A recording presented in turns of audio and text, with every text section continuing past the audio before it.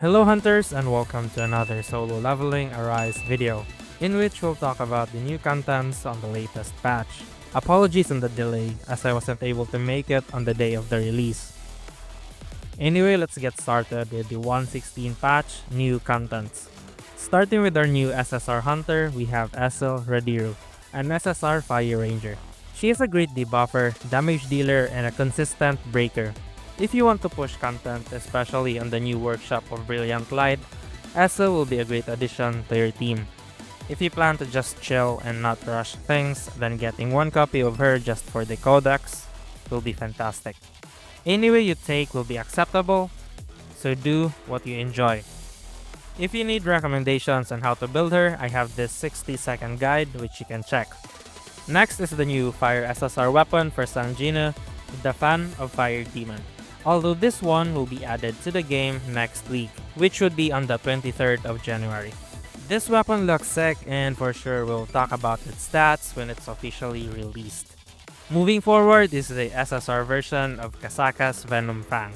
You can get copies of this weapon for free by completing missions on the train to become a formidable combatant. This weapon is very useful as it can provide lots of utilities. It can decrease target HP recovery, deals poison damage, and advancements makes it more better. As at A1, it can provide a shield when casting the skill and can paralyze the target. It can increase crit stats by 20% when entering instance dungeons. It's very specific to instance since that's where he encountered Kasaka, but it will be much greater if the buff is available anywhere. Aside that, it also has a passive that increases damage dealt to bosses. Overall, this weapon is a great investment, so if you gather copies of it and made it to A5, this will be a handy addition to your weapons. Next are the new general SSR weapons for Hunter, the Azure Serpent weapon. It has 3 different variants in which each has different stats priority. The first one is the Flame of the Azure Serpent, which increases the user's attack and critical hit damage. The Dewdrop of the Azure Serpent, which increases the user's defense and damage dealt. And lastly is the Leaf of the Azure Serpent, which increases the user's HP and power gauge generation. So if you have hunters who doesn't have exclusive weapons yet, these weapons are great temporarily. You can get these on the Snowflower Daily Missions event. Alright, next is the new costume for Esil and Sanjinu.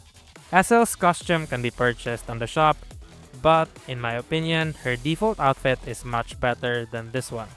Maybe it's just me, but let me know in the comments on what you think. And the other one is for Sanjinu in the Flames of the Demon's Castle. This one looks very epic and you can get this by purchasing the Hunter Pass.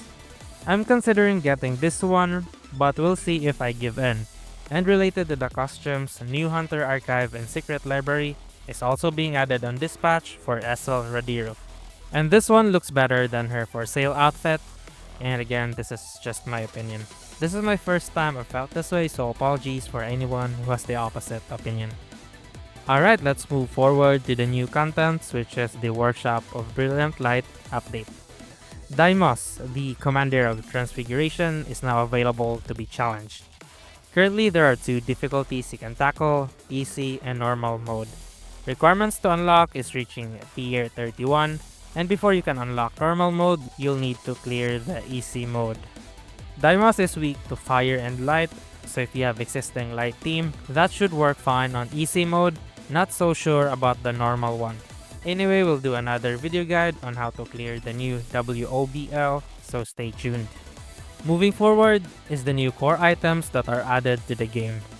These are the Watcher set, which can increase the crit damage of core attacks and increase defense, and the Crimson Apex set, which increases attack and defense. In addition to that, Core Limit Break is available to further enhance cores that has reached level 10 and 100% enhancement. When the Core Limit Break is successful, the maximum level and value of the core will increase accordingly.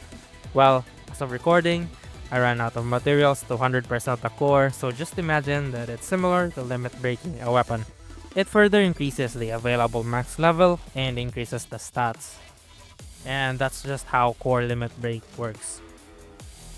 And finally, for the new contents is we have the ongoing Jeju Island Alliance Raid.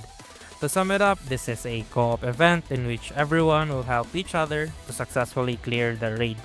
In order to do so, you'll need to complete missions which are very simple. First, just log in and claim this envelope so you do a run for the current open area and gain contribution points. The stronger the operation level you clear, the higher the contribution, so pick which one you can actually complete based on your power level. And then you'll have the weekly missions here to clear gates, which will give you support supplies. You can use this on the cooperative support, which you can find on the bottom right section of the event. This will speed the progress of the operation, and I believe once this reaches 100%, then we can proceed to the next landing operation. By doing so, you will also receive rewards. You'll get more contribution points plus Jeju Island raid coins, which you can use on the co-op exchange shop that resets daily. I suggest you claim for the items you are short on resources.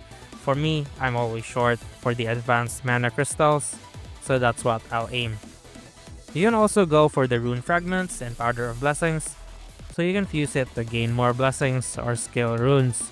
Overall, I do think the only item not worth to buy here is the Lucky Gem Volume 3, since it's too pricey and you can just farm these easily on the battlefield of Chaos. And with that, I believe we've covered everything on the new contents for the 1.16 patch. If I have missed something, let me know in the comments. Also, tell me which part you like about this update. Is it the new challenges, the hunters, or something else? I'd love to hear your thoughts, so share it on the comments.